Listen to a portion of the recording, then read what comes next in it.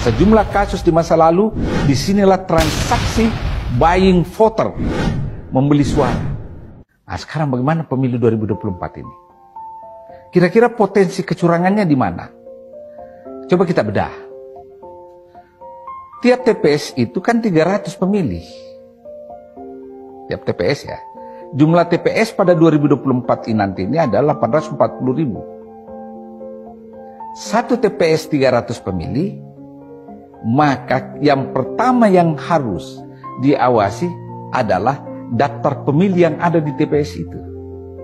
Berapa yang jumlah yang terdaftar dan berapa yang menggunakan hak pilihnya sampai penutupan TPS. Jangan sampai ada kesenjangan di situ, misalnya 300, tapi yang menggunakan hak pilihnya 225. Berarti ada 75 dong yang tidak menggunakan. Jangan sampai ditabulasi tetap 300. Berarti ada kecurangan 75 pemilih kan? Ini satu yang harus diawasi ini. Jumlah dengan aktual.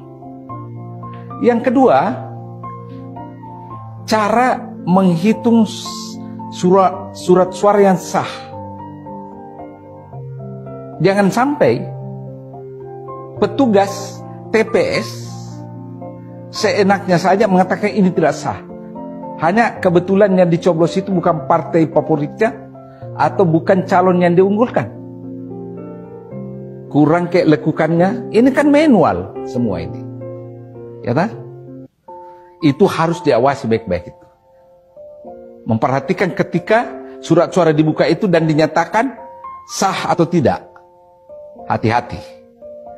Harus penuh pengamatan detail di sini. Setelah itu, suara yang diakumulasikan harus dicatat baik-baik. TPS X di kelurahan Z, sekian hasilnya. Harus dipegang. Nah, setelah selesai dari TPS, kan langsung dibawa ke kecamatan kan? Disinilah potensi yang paling besar terjadi kecurangan, jual beli suara. Kenapa? TPS kan 300 orang yang memilih. Pada saat dibawa ke PPK, panitia pemilihan kecamatan, yang level kecamatan, kan sudah bisa puluhan TPS di situ kan? Atau katakanlah 100 TPS. Ya kan? Berarti jumlah pemilih yang dihitung 300 kali 100. Semakin banyak kan? Hati-hati. Sejumlah kasus di masa lalu, disinilah transaksi buying voter, membeli suara. Saling mengatur antara para calon.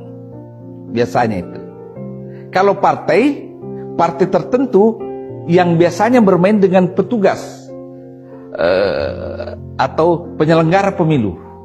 Dan sekali lagi, ini telah terbukti yang pemilu-pemilu sebelumnya bahwa banyak kasus terjadi di level PPK. Setelah PPK kan naik lagi kan ke kabupaten kota untuk menentukan siapa yang terpilih anggota DPRD kabupaten kota. Berarti semakin banyak lagi kan suara di situ, dan seterusnya sampai provinsi, kemudian provinsi ke nasional. Kalau kita lihat dari perhitungan suara TPS sampai pusat butuh waktu 1 bulan.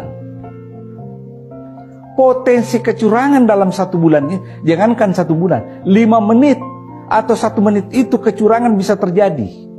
Karena ini hanya masalah menggeser, mengubah angka kan dalam tabulasi. Harus hati-hati. Ada 1 bulan masa untuk memfinalkan perhitungan secara nasional, dan itu bisa saja terjadi kecurangan. Kedua, yang kita khawatirkan ini serangan fajar pada hari pencoblosan. Tiba-tiba partai tertentu atau calon tertentu menyebar uang kan pada saat pemilih menuju TPS. Wah, ini luar biasa ini. potensi kecurangan pemilu terjadi di sini. Karena misalnya kalau saya calon anggota DPRD, saya ingin menang di kabupaten kan dia cukup hitung daerah pemilihannya. Daerah pemilihannya misalnya 3 kecamatan di antara 7 kecamatan di kabupaten itu. Dia cukup berada di 3 kecamatan itu kan, memobilisasi orang dengan uang. Dan dia tunggu the last minute. Karena kalau sebelum-sebelumnya itu kan calon lain mungkin juga lakukan kan. Berlaku ada penawaran dan permintaan. Dia tunggu the last minute. Pada saat orang menuju TPS. Ini yang harus diawasi betul. Karena kalau di TPS-nya kemungkinan transaksi itu kurang sebab ada pengawas pemilu di situ. Kemudian ada pengawas dari lawannya. Tapi kalau dari rumah menuju TPS itu kan tidak ada pengawasnya. Siapa bisa awasi? Ini yang harus kita semua prihatini. Berikutnya, gerakan memobilisasi aparat desa. Karena yang paling ditakuti masyarakat desa itu kan kepala desa, kepala dusun, ya, aparat lah. Jangan sama sekali terjadi mobilisasi massa atas titah para kepala desa atau para pejabat yang ada di level desa untuk menjoblos orang tertentu ataukah mengalahkan orang tertentu atau partai tertentu. Ini juga masalah yang sangat kritis untuk kita prihatini semua. Karena semuanya bisa terjadi.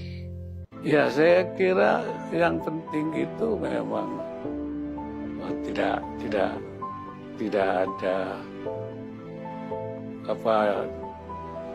perilaku-perilaku yang kurang dianggap kurang demokratis ya.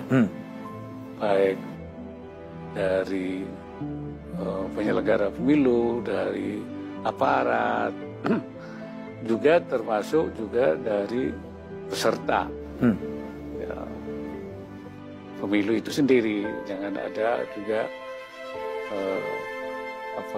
perilaku yang tidak sehat. Kalau semuanya berjalan baik, saya kira kita harapkan hasilnya baik. Setiap penyelenggara negara yang tidak bebas dan bersih dari KKN, pasti kita sikat.